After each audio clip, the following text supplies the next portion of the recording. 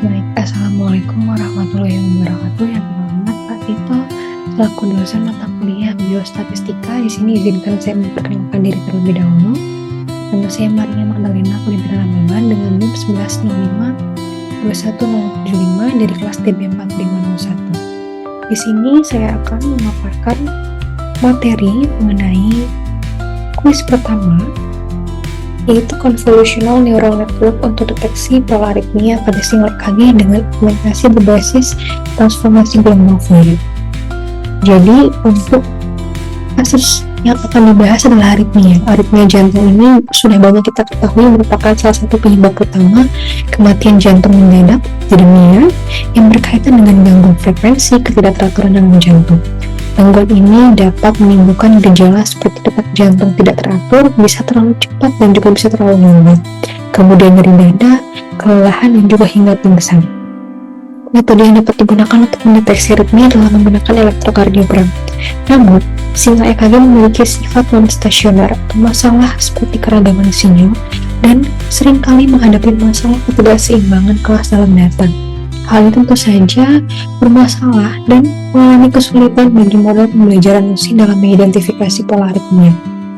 Maka dari itu, untuk mengatasi tantangan ini, dilakukan pendekatan berbasis Convolutional Neural Network atau CNN untuk melakukan ekstraksi fitur yang kemudian dikombinasikan dengan teknik augmentasi data menggunakan transformasi Fourier untuk meningkatkan keragaman data serta performansi klasifikasi khususnya pada kelas minoritas.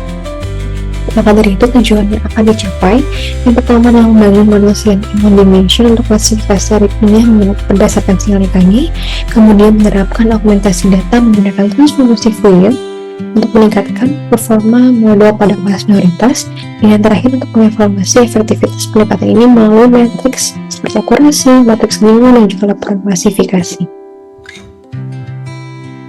Sebelum masuk ke dalam tahap preprocessing, processing, ekstraksi feature dan juga hasil, kita akan memasuki exploratory data analysis. Data yang diambil dari Kaggle, sumber Kaggle yang berasal dari MIT-BIH, di mana data awalnya terdiri dari rekaman 47 subjek dengan frekuensi sampling sebesar 360 Hz yang telah dianimasi oleh minimal 2 ahli jantung. Pada data Kaggle ini terdapat 4 dataset, ada test, train, PTDB abnormal, dan juga PTDB normal. Namun yang digunakan pada konsep kuis kali ini adalah menggunakan data training, di mana terdiri dari 109.446 samples dengan frekuensi sampling sebesar 125 yang sudah di-resampling dengan 5 kelas N, S, V, F, I merujuk kelas M merujuk kelas 0, kelas S merujuk kelas 1, kelas V merujuk kelas 2, kelas F merujuk kelas 3, dan juga kelas Q merujuk kelas 4, di mana format data tersebut berformat CSV. Berikut adalah hasil visualisasi sinyal untuk setiap labeling dan juga persebaran datanya, yang dimana menunjukkan banyaknya persebaran kelas minoritas yang didominasi oleh non-entropic bits sebesar 82,8%. Selanjutnya adalah tahap preprocessing. Nah, untuk sinyal EKG sendiri dalam perekamannya memerlukan tahapan preprocessing yang digunakan pada kali ini adalah bandpass filter dan juga normalisasi.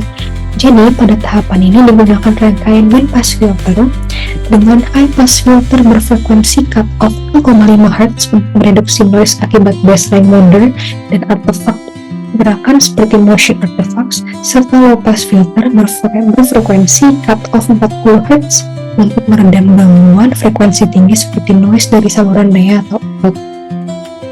Filter ini diimplementasikan menggunakan metode Butterworth orde ketiga. Kemudian setelah melakukan proses penyaringan atau bandpass filter, kita masuk ke tahap normalisasi, di mana agar sinyal berada pada skala yang seragam antara 0 dan 1, sehingga mempermudah proses pelatihan deep learning.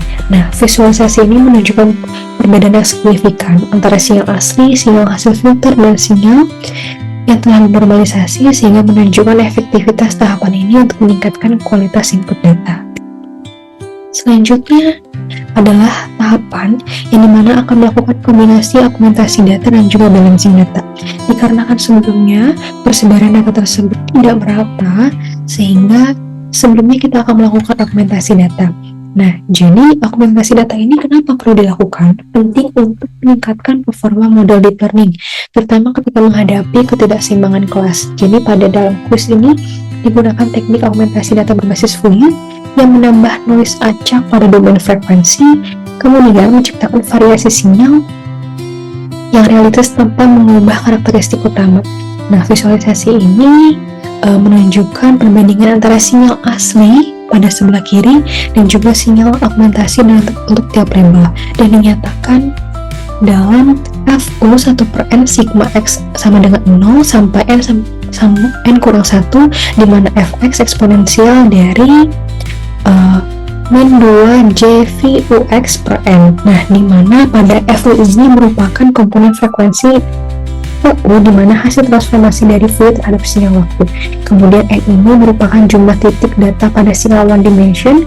Fx ini merupakan nilai amplitude sinyal pada waktu atau posisi ke X. Kemudian E pangkat J 2 Vux/n adalah fungsi basis kompleks sinusoidal dengan J sebagai unit imajiner, dan juga 2 Vux/n sama dengan sudut rotasi yang dikendalikan oleh frekuensi U dan posisi X. Nah, jadi DFT ini dia merepresentasikan sinyal waktu dalam domain waktu spasial ke domain frekuensi. Kemudian nanti setiap FU-nya berisikan informasi seberapa kuat frekuensi yang muncul dalam sinyal Fx.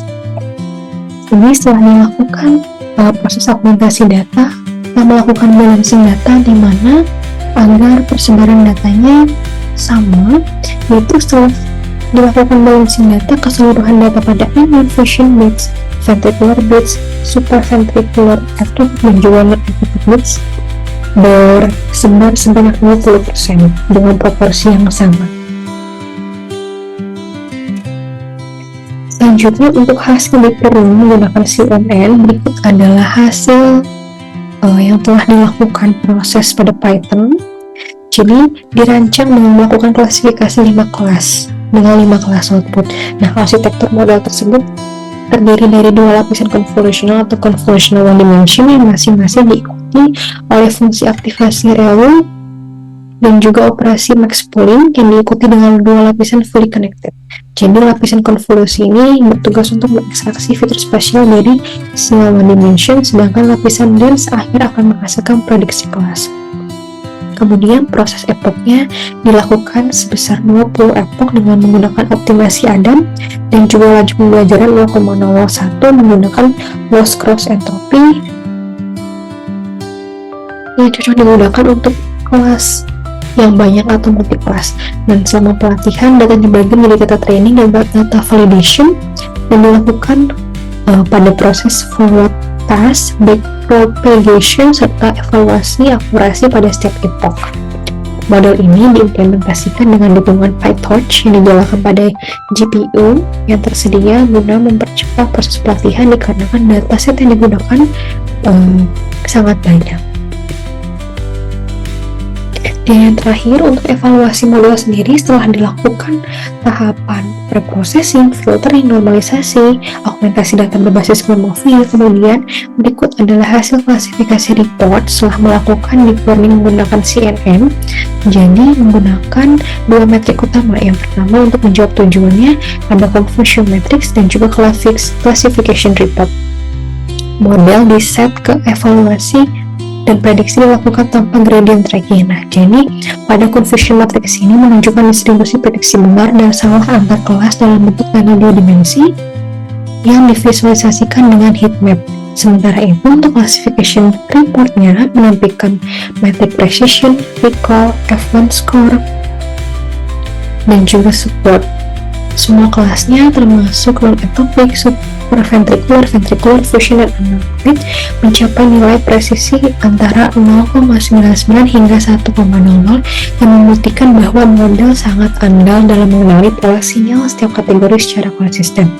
Maka dari itu, hasil confusion matrix menunjukkan performa klasifikasi yang akurat dari model CNN dan sebagian besar berada di diagonal utama menandakan bahwa akurasi pada pelatihan deep learning tersebut menandakan akurasi tinggi dengan kelas non-entropik sebesar 14.273 prediksi benar, kemudian supraventricular ectopik 14.454 prediksi benar, kemudian untuk ventricular beats dengan kesalahan minimalnya 14.461, kemudian fusion beatsnya diklasifikasikan sempurna sebesar 14.495 benar, dan juga Arno memiliki 14.492 prediksi benar dan hanya 2 kesalahan.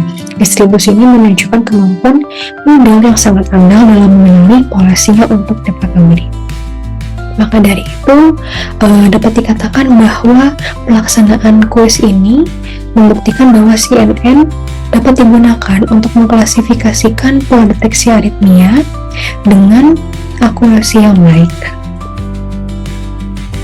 Berikut adalah rujukan yang digunakan menggunakan 3 referensi yang dibahas pada pembahasan awal. Sekian dan terima kasih. Assalamualaikum warahmatullahi wabarakatuh.